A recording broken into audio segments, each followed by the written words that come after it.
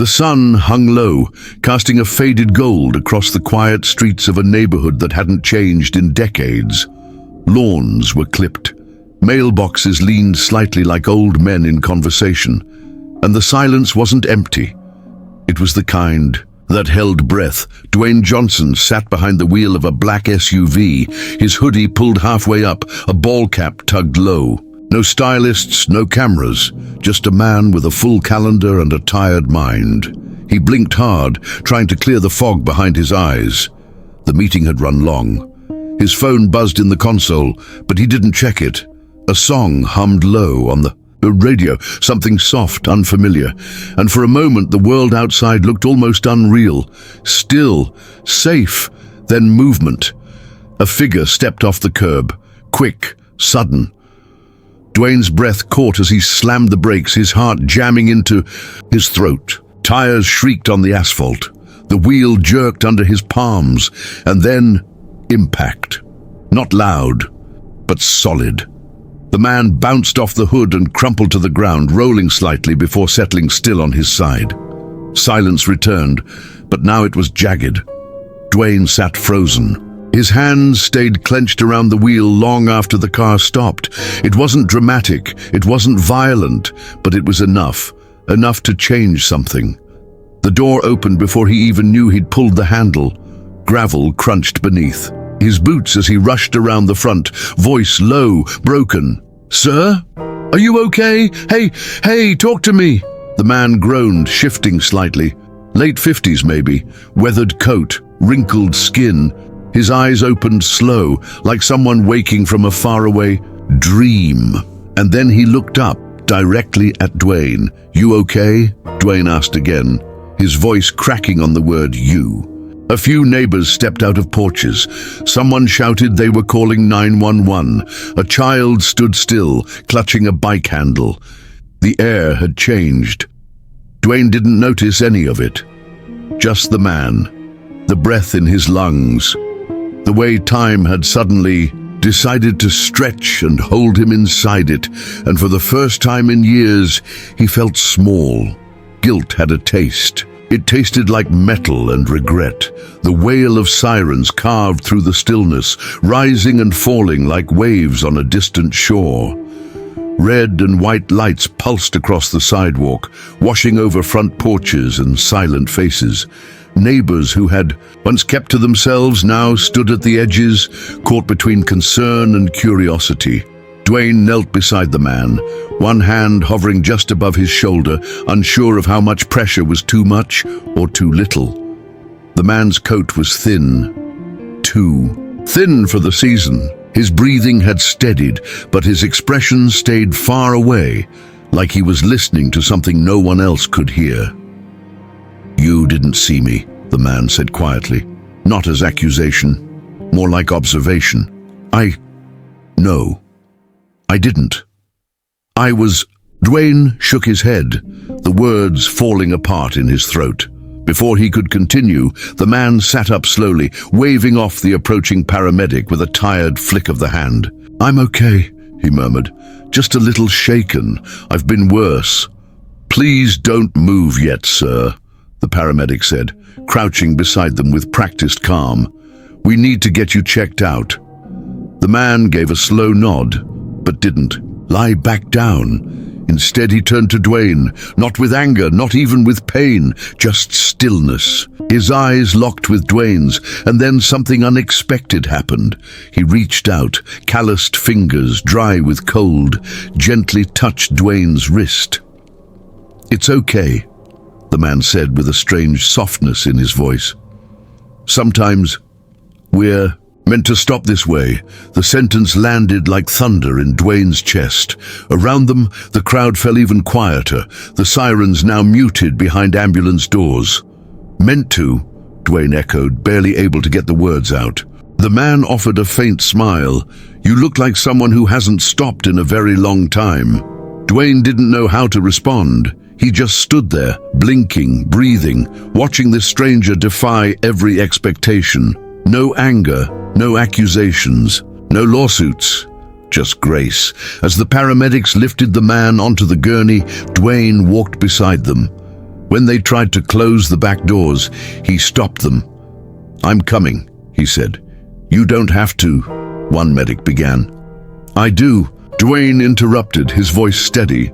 He climbed in, sat down, and glanced once more at the man beside him. Something about this accident didn't feel like an ending.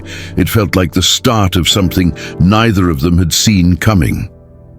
The hospital room was small, too small for someone like Dwayne Johnson, whose presence always seemed to stretch to the edges of any space. But here, with white walls and humming vents, he felt contained.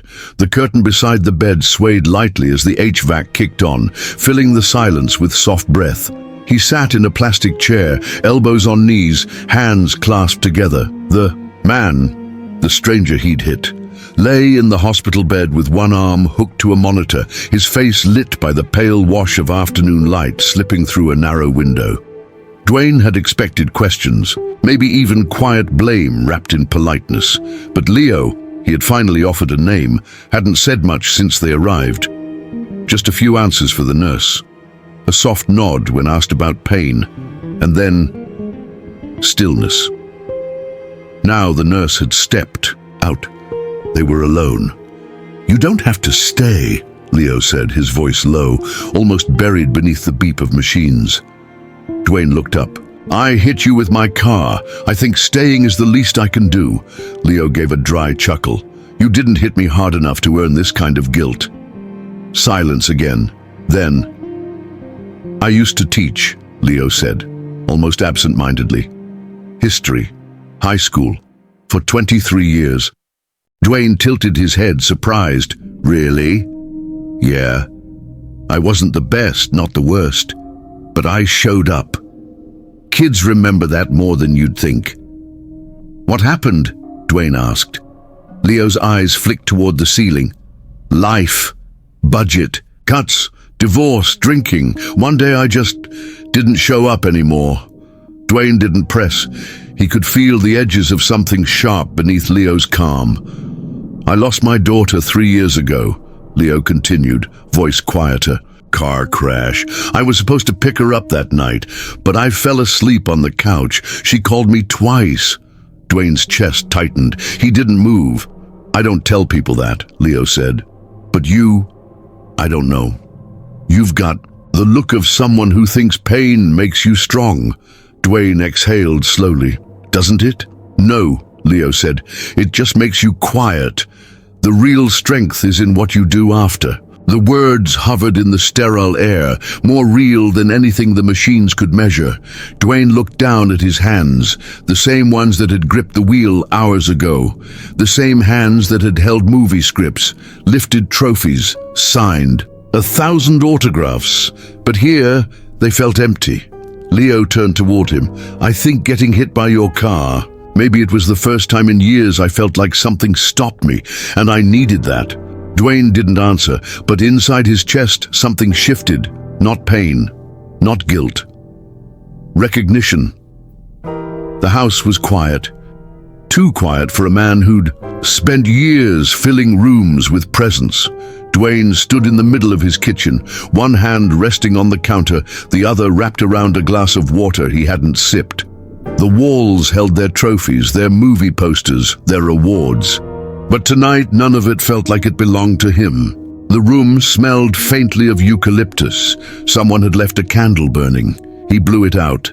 The silence that followed was louder than the flame. He replayed Leo's words like a song on repeat. Some people need to be shaken awake. Some need to be knocked down to stop running. Dwayne walked to the window, looked out over the darkened hill. Beyond the curve of the driveway, the city blinked like a restless beast, always moving, always demanding. And he had moved with it for years, never slowing down, never saying no. He didn't even remember the last time he'd grieved properly. Not for his father. Not for that promise he broke to someone who once believed in him more than he believed in himself. He'd buried that ache under premieres and protein shakes and a million hands clapping. But tonight, after hitting a stranger and hearing kindness instead of rage, he couldn't bury anything. He moved to the hallway mirror and stared. Not at the celebrity, but at the man beneath the surface. Tired eyes, a jaw set too tightly, a heartbeat that echoed louder when things went quiet. What had he been running from? The answer came too fast. Her, a memory flared. A girl in a hospital bed, a voice on voicemail he never returned. A letter still sealed in a drawer he hadn't opened in 3 years. He closed his eyes. Guilt tightened its grip, not the kind that demands punishment, but the kind that whispers, "You forgot what mattered." And life just reminded you. Dwayne turned away from the mirror. He didn't cry, not yet. But for the first time in a long time, he didn't pretend he didn't need to. He stood there, still, letting the words settle inside him like stones dropped in water, disturbing the surface, but destined to shape the depth. The sun was gentler the next morning, the kind that didn't try to impress, just warm enough to soften shadows, just quiet enough to let you breathe. Dwayne stood in the hospital lobby, hands tucked into the pockets of his hoodie, ball cap pulled low. He hadn't told anyone he was coming. No assistants, no cameras, just him, early, uncertain, waiting. Leo appeared slowly, guided by a nurse, a duffel bag slung over one shoulder. He moved like someone who'd carried more than he showed. Dwayne stepped forward. "Need a lift?" Leo raised an eyebrow, then smiled. "You always pick up the people you hit with your car," Dwayne smirked. "Just the ones who mess with my conscience," the nurse chuckled. Leo nodded once and handed over his discharge papers. They walked out side by side. The ride was quiet at first. Not awkward, just respectful. The kind of silence that lets a story unfold when it's ready. They merged onto a slow road lined with jacaranda trees in bloom. Purple petals drifted lazily onto the windshield, like the sky was trying to say something gentle. Leo finally broke the silence. "You ever notice how fast everything feels these days, like the whole world's flooring it and nobody's checking the brakes?" Dwayne kept his eyes on the road. "I've lived in fifth gear for a long time." Leo nodded. "That's what I figured. You looked like a man who forgot how to idle." Dwayne glanced sideways but didn't interrupt. He was listening, not the way people listened to be polite, but the way people listened when they were finally ready to hear. "I used to think slowing down was failure," Leo continued, "that if I stopped moving, life would pass me by, but it's the opposite. The stuff that matters, the things we miss, they don't scream, they whisper. And if you're moving too fast, you miss it," Dwayne said, finishing the sentence. Leo looked at him, then out the window. "You know what hurt the most?" Leo's voice cracked just slightly. "It wasn't losing my daughter.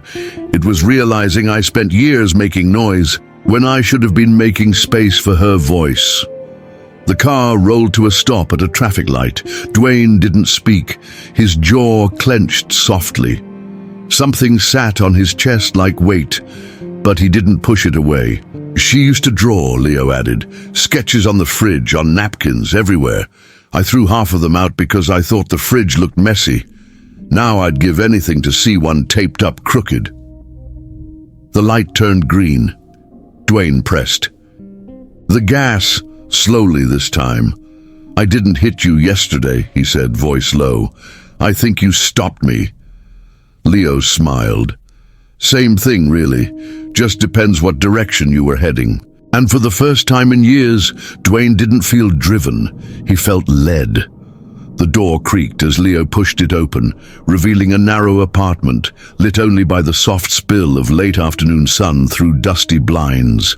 The air smelled faintly of paper and memory, old pages, faded ink, maybe coffee grounds from a morning long forgotten. "Come in," Leo said, his voice quiet, almost shy. Dwayne stepped inside slowly, ducking slightly as if not to disturb the stillness. The space was cluttered but lived in, not messy, just paused. Books stacked along the walls in no particular order.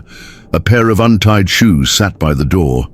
On the small kitchen table, a mug with a chipped handle held a bundle of pens, half dried out, and on the far wall, a photo, a girl with bright eyes and a gap-toothed grin, arms wrapped around a scruffy dog, wind in her hair. That kind of joy you don't pose for, the kind that just happens when someone's still small enough to believe the world hasn't broken yet. Leo followed Dwayne's gaze. "She was 9 when we took that," he said softly.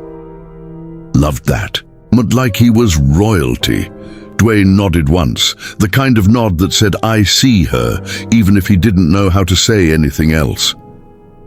Leo stepped past him, touched the edge of the photo frame. His hand lingered there. "She passed 3 years ago," he said. "No tremble, no breakdown, just truth, spoken like someone who had already bled it dry. Drunk driver. I was waiting for her at the park. She never made it." The words landed like stone in the room, heavy, unmoving. Dwayne sat down on the edge of the couch without thinking, not to rest, but because something inside him just lowered. Leo didn't fill the silence. He let it be. "I've been trying to find a reason to keep walking ever since," he added. "Some mornings, I lie there hoping the ceiling gives me one." Dwayne looked around, at the books, the scattered drawings on old envelopes, the unfinished jigsaw on the table. All these small quiet ways someone keeps breathing when they don't know why. He swallowed hard. For once, no clever line came. No story to match, no strength to offer, just presence. And maybe that's all Leo needed, because for the first time in years, someone was sitting with his pain, not trying to fix it, just refusing to leave. The car sat parked beneath a flickering street lamp, its hum barely audible over the stillness of the night. The neighborhood was quiet, a sleepy hush layered over cracked sidewalks and rusted fences. In the passenger seat, Leo leaned back, head against the window, eyes closed. Not asleep, just resting, the kind of exhaustion that lived in the soul. Dwayne gripped the steering wheel with both hands, staring forward. His knuckles were pale. Not from anger, from restraint, from the weight of everything he'd never said aloud. His voice came low, rough. "I promised I'd be there." Leo didn't move. He waited. Dwayne's gaze stayed fixed on the windshield, the faint shimmer of passing headlights reflected in his eyes like distant ghosts. "I was 19. She was 17. My cousin. She was sick, not the kind you see coming. It just happened fast." A long pause. "She used to write me letters, little ones, slipped them into my gym bag, said they were good luck. I kept every single one." He laughed under his breath. "Didn't tell anyone that part. I was supposed to visit her the night before her last surgery, but I had this audition, a big one, first real shot. I told myself I'd go the next day." He finally turned his head, looked at Leo. "She died that night." Leo met his eyes, quiet. "I didn't open the last letter. I still haven't." Silence wrapped around the confession like a blanket, soft, suffocating. "I thought success would help me forget," Dwayne continued. "And it did, for a while. Red carpets, movie sets, crowds screaming my name like it meant something. But every time I had a quiet moment, she came back." His throat tightened, "and I kept running. More work, more noise, anything to keep her voice out of the silence." He dropped his hands into his lap. "I think that's why it shook me. Yesterday, hitting you. It wasn't the accident, it was the stillness after." Leo didn't speak for a moment. Then he turned slightly in his seat, face soft, voice steady. "Then maybe you were meant to hit me," Dwayne blinked. Leo's eyes didn't flinch. "So you could stop running too." The words landed gently. No judgment, no preaching, just truth. "The kind that doesn't need to be loud to be heard." Dwayne nodded once, and for the first time in a very long time, he felt his feet on the ground.